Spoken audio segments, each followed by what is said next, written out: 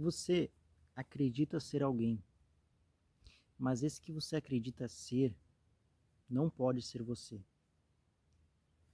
pois o seu ser, você, não pode ser reduzido a uma ideia. Nada no mundo pode ser reduzido a uma ideia. A gente reduz as coisas a ideias, né, para conseguir lidar com elas, para conseguir nos referir, né? A gente observa eventos, né, fenômenos, e a gente nomeia eles e passa a se referir a eles como um nome, né, por palavras. Mas as palavras, elas apenas apontam para aquilo, elas não são aquilo, né? Por exemplo, o óculos, né? Você chama de óculos, você sabe o que que é.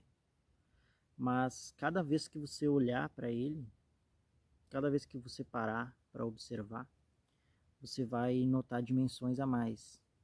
Não dimensões da forma literal, né? Tu vai começar a notar coisas a mais, formas que você não havia notado. Então, quando você usa a palavra eu, tanto falando quanto mentalmente, ao que você se refere realmente, né?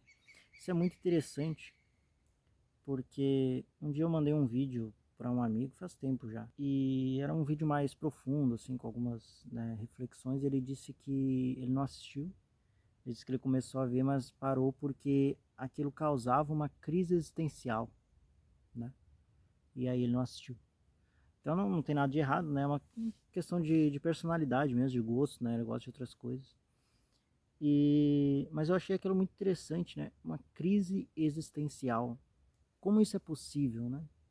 Como é possível acontecer uma crise existencial, a sua existência entrar em crise, né?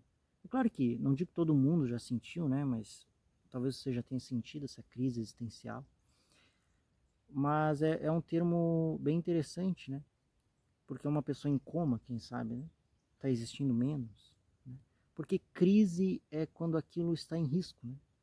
A sua existência ela está em risco. O que você tem medo? Quando a gente está com crise existencial, a gente sente um medo. Mas o que é esse medo, né? E é aí que a gente começa, porque a gente tem uma ideia de quem nós somos. E essa ideia, ela não é verdadeira. Porque, como eu disse, né, o ser, ele não pode ser reduzido a uma ideia.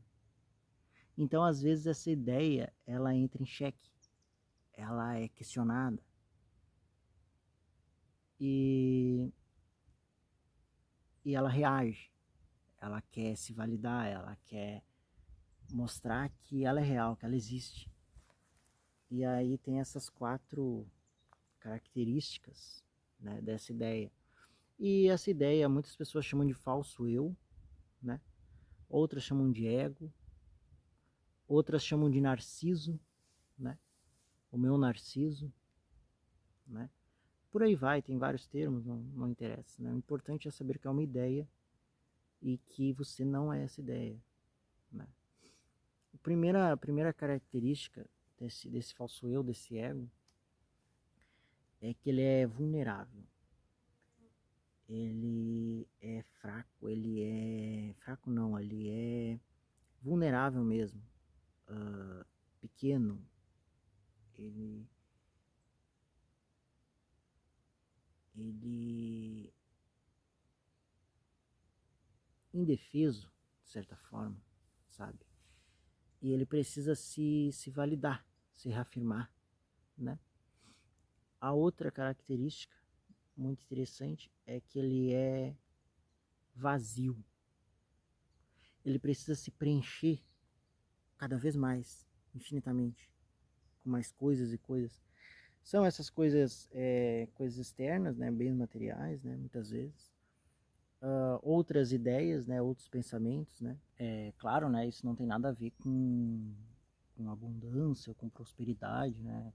Realmente, um carro velho e um carro novo é preferível o novo, né, não tem nada a ver com isso. Mas, às vezes, esse falso eu, essa ideia que nós temos, né, ela tenta buscar uma validação naquele bem, né? Ela tenta se validar por aquilo, né? Como se ela fosse melhor por ter algo que o outro não tem.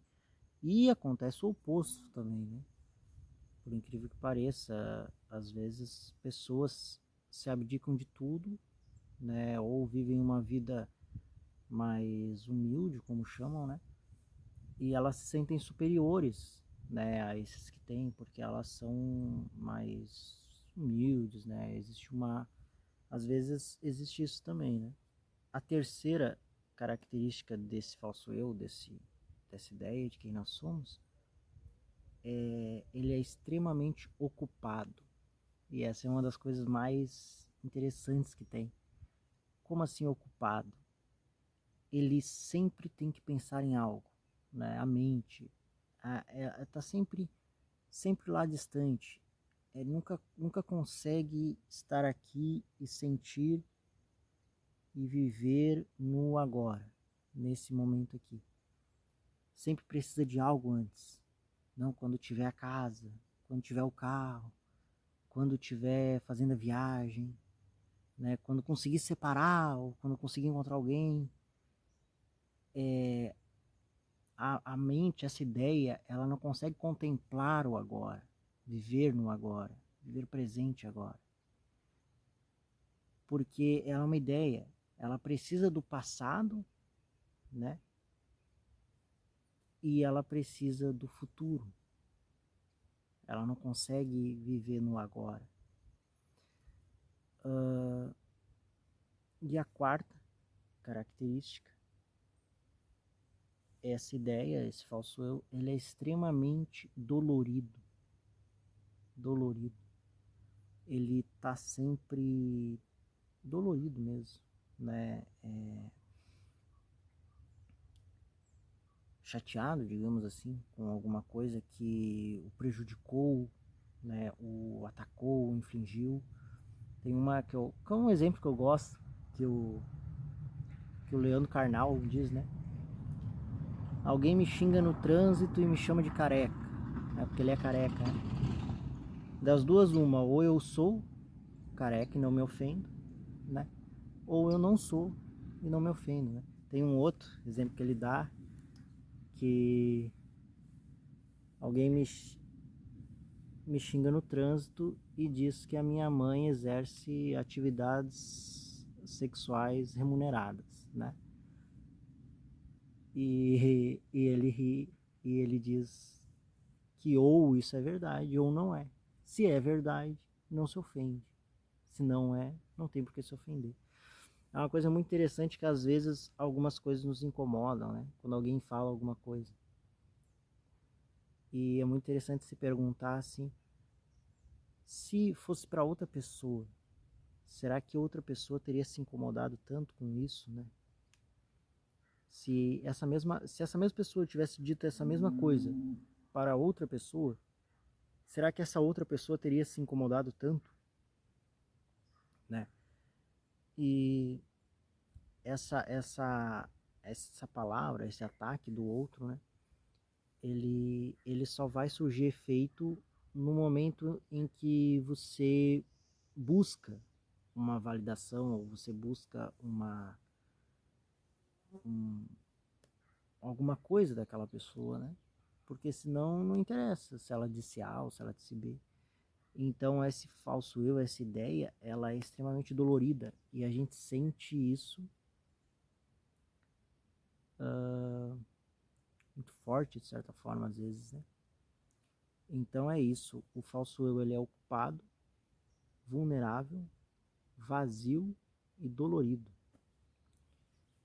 Comente aí o que você achou, se você já tinha pensado ou visto isso dessa forma, né? E deixe um like também, se inscreva se você não é inscrito. Obrigado.